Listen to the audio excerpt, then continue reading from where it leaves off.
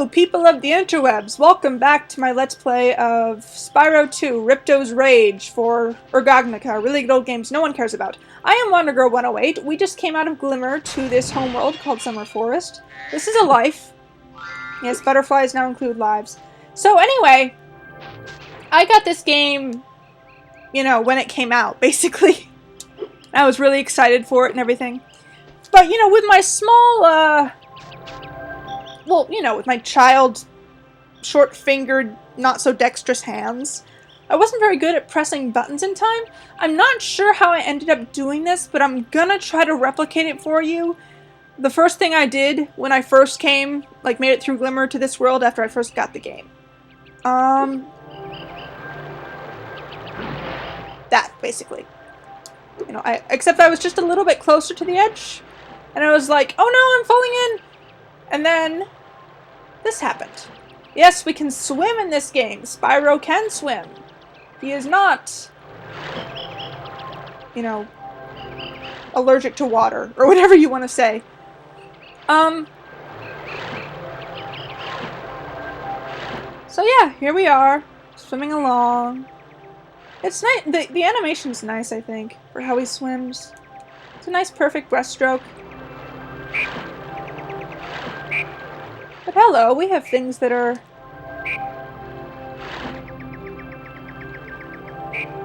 below us.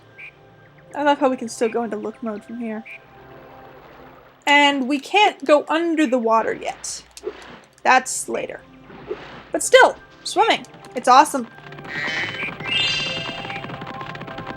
And I guess here, among these trees, there are little gems hidden here and there. Kind of reminds me of, the grassy, foresty top section of Stone Hill in the first game, except that it's a lot smaller. And a lot less interesting, I guess. Oh, here's a fun fact. You see these symbols here? Does this not look like B-R-Y-A-N? Yeah. Took me a long time to see that, but I'm pretty sure that's not pareidolia. That's just intentional. I think Brian Hastings is one of the creators, one of the many people in the credits. I don't know. So yeah, here we are in the first hub world of this game, of which there are 3 this time. There were 6 in the last game, but just 3 in this one. So I guess it's a much smaller game, really. But they put more stuff into what they had, and again, for probably the 10th time already, I don't really like that so much. I preferred the old style, but, you know, I understand what they were going for. Spyro, this is the homeworld called Summer Forest. There are portals to many of the Avalar worlds around here. Unfortunately, Ripto has taken over the castle, and we need your help. Start by retrieving the talismans from each of the worlds you go to. Yes, and, funny thing about these little text boxes, they can say more words than fit in the box, and if that happens, it'll just scroll down automatically, and there's no way to scroll back up as far as I know. Yeah, I don't think there is.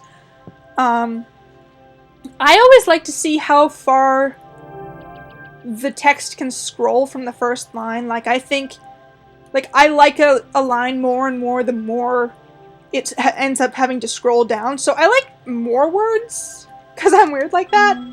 Even though I don't like that there is flavor text, basically. And here's a funny thing. Obviously, same mechanics as the first game, you glide across here, right? If you don't do that, and instead come down here, where there is stuff, so it's not pointless. And the fodder creatures, fun thing about them now, because lives are butterflies, Sparks will eat any butterflies, even if he's completely fully healthy. So there's that. And you can grind for lives, which is, I don't know if it's a good thing or a bad thing, I guess it's just a thing. Yeah, so now, if you don't glide down the first time, Hi, Hunter comes. Spyro. Ripto smashed this bridge, so I guess you'll have to glide across it. Press X to jump, then press X again while you're still in the air to glide. Well, we know that, but...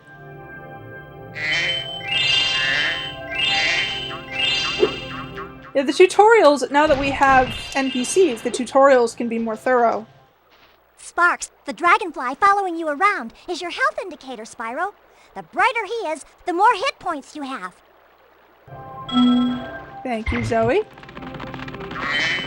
Although I guess there were tutorials from dragons in the first game, but they're actually more thorough here, and I'll show you what I mean by that in a second. Yeah, let's just do it now. Instead of just telling you things, they do this. Hi, Spyro. You look like you're pretty agile. Let's try putting it to a test. See if you can get up this first step. Press X and hold it down to get more hang time. That is an interesting thing. If you tap X, this is what happens. If you hold it down, you can get that high up.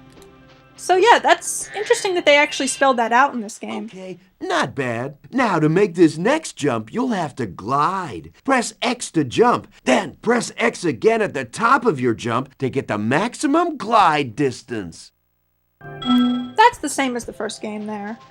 The jumping thing might be too, I think. Nice job! Now try to do a hover. Press X to jump, then press X again to glide. Then when you reach the end of your glide, press triangle to hover. Hovering will give you extra height and distance. Yeah, this is a new mechanic. It used to be triangle would just make you drop. In this case, it'll get you a little further. So that's neat. Very good. Now for the hardest leap of all. You'll have to give this one everything you've got. Get a walking start, jump, glide, and hover just before you get to the edge of the platform. Don't forget to press forward on the D-pad or analog stick when you hover. Yeah, they're really spelling out the hover thing more than anything.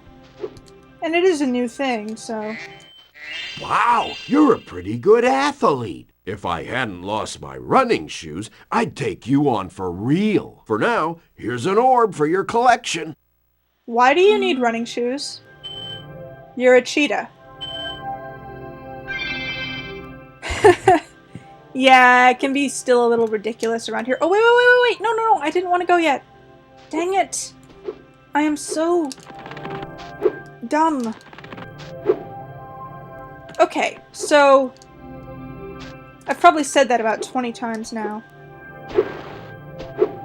I have to get back into the habit of commentating what's on screen and not going off on tangents. I'm just taking a break right now. I've got to rest for the next big race in Ocean Speedway. And that's a clue as to something that'll happen later. Anyway, here's the glass vase. They can only be charged. And just picking everything up, because that's what you do.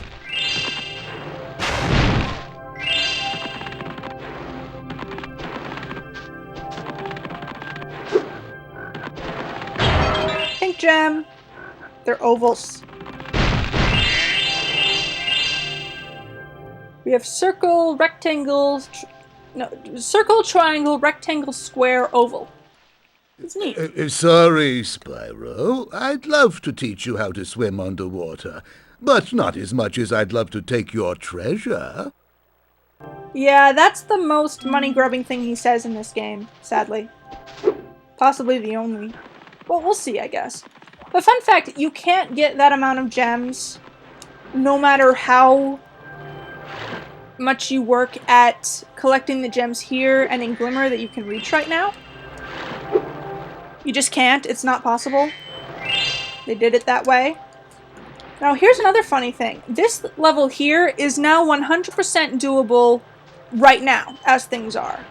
Whereas this one that we saw over here is not. We have to learn how to swim underwater before we can 100% it.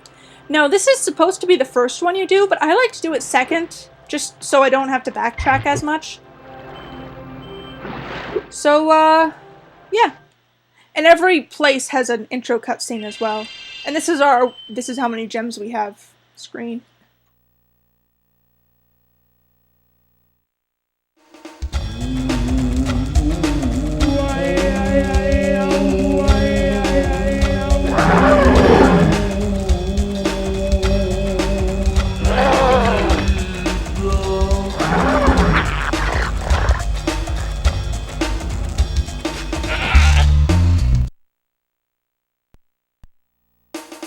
Now, I don't know whether to cut this here or to include this because I only got through like half of the hub world. Yeah, I think I'll cut it here and do this in the next video. So, thank you so very much for watching if you did, and I look forward to seeing you next time.